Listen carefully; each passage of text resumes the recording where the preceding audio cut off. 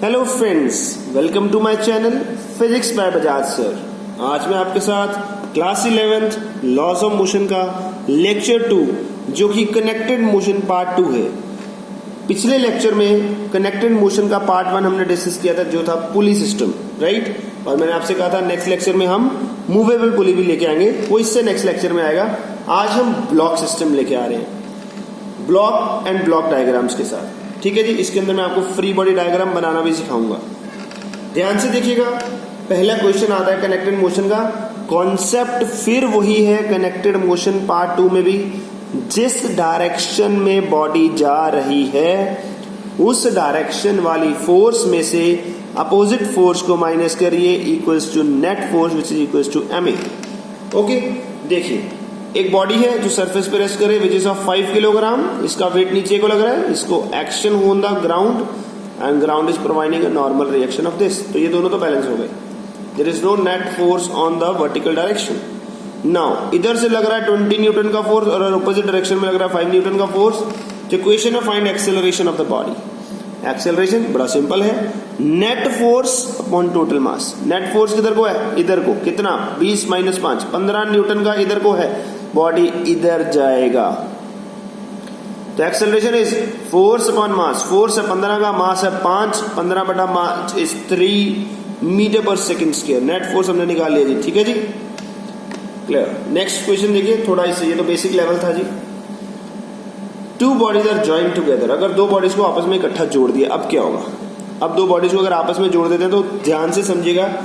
14 Newton का अगर force लगाया 4 किलोग्राम पे, 14 न्यूटन का फोर्स लगाया 4 किलोग्राम पे, 4 के साथ ये 3 जुड़ के बैठा हुआ था जी। तो क्या ये 14 न्यूटन का फोर्स 4 पे लगाया कि 7 पे लगाया कि 3 पे लगेगा। तो अगर हम फ्री बॉडी डायग्राम का कॉन्सेप्ट लेके चले तो ये 14 न्यूटन सिर्फ 4 पे लगा। 4 ने आगे 3 किलोग्राम पे एक फोर्स लगाई F1, इसने इस पे 14, इसने आगे लगाई F1, एक्शन किया इसके ऊपर, तो इसने वापसी पे दिया एक नॉर्मल रिएक्शन। इसने रिएक्शन दिया, एक्शन रिएक्शन बराबर होते हैं, तो ये आ गया। Find acceleration of the system and forces exerted on two masses due to each other. इसने इस पे और इसने इस पे कितना फोर्स लगाया, ऑब्वियसली दोनों का फोर्स सेम होगा, एक्शन रिएक्शन। टोटल मास कितना है जी सिस्टम का, 4 + 3 7 किलोग्राम।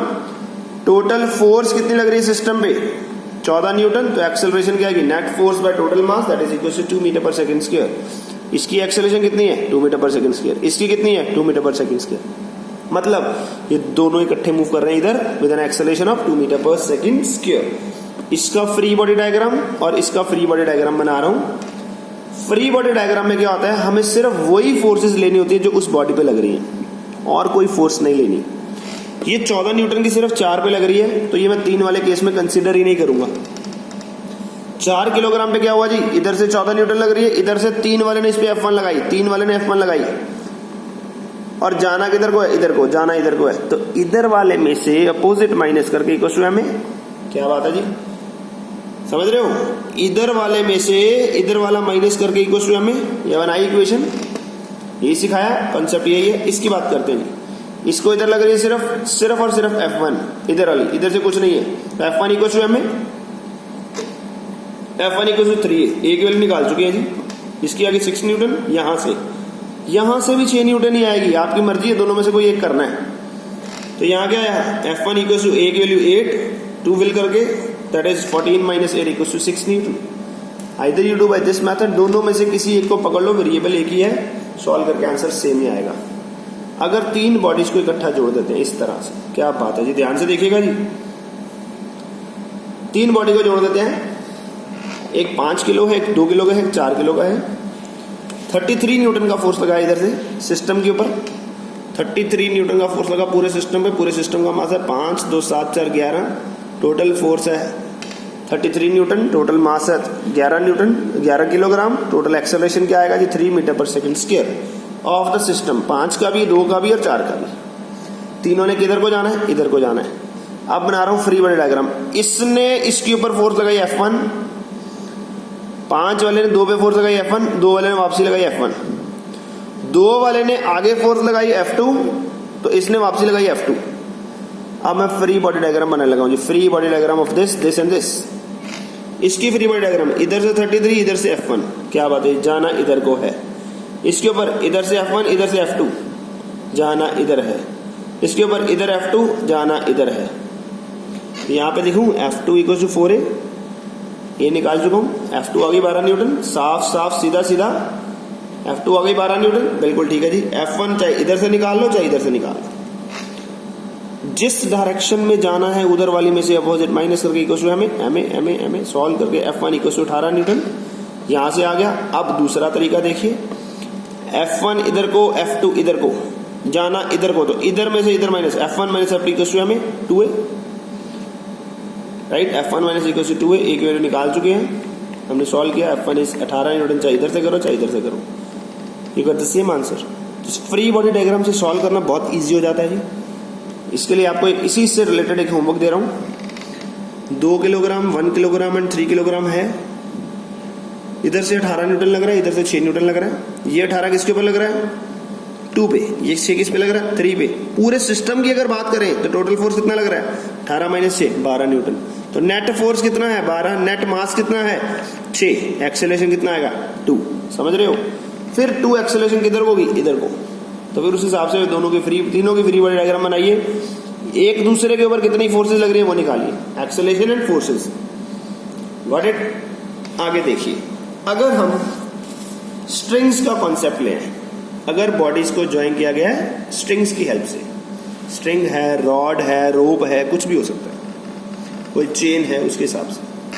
तो when bodies are connected with the help of strings, पहले तो दोनों आपस में डायरेक्टली जुड़े हुए थे, अब बीच में धागा आ गया। तो कंसेप्ट क्या लेके चलेंगे, स्ट्रिंग्स, रोप्स और chains are taken to be massless.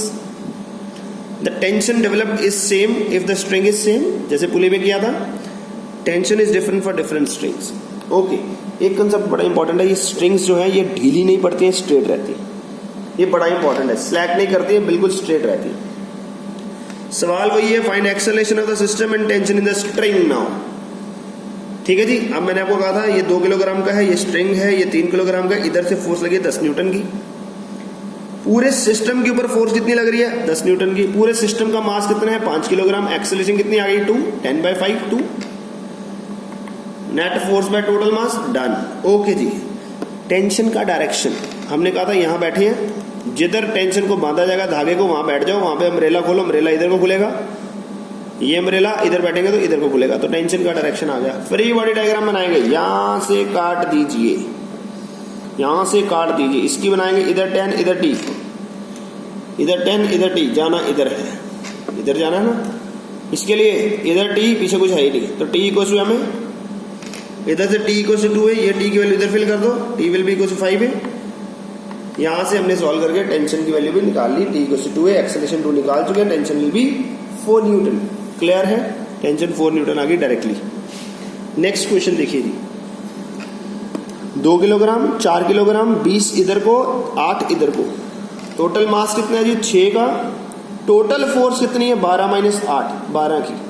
20 minus 8 is 12, 12/6 is 2 metre per second square. Got it. Acceleration आ गई 2 मीटर पर सेकेंड स्क्वायर, दोनों की इधर को। टेंशन की डायरेक्शन आपको बता दिया कैसे करना है। फ्री बॉडी डायग्राम बनाइए, इसकी बनाते हैं, इधर 20 इधर t, जाना इधर है। 20 minus t equal to 4a। A निकाल चुके हैं, सिंपल एक मेथड है। आप इससे भी कर सकते थे, आप इससे भी कर सकते हैं।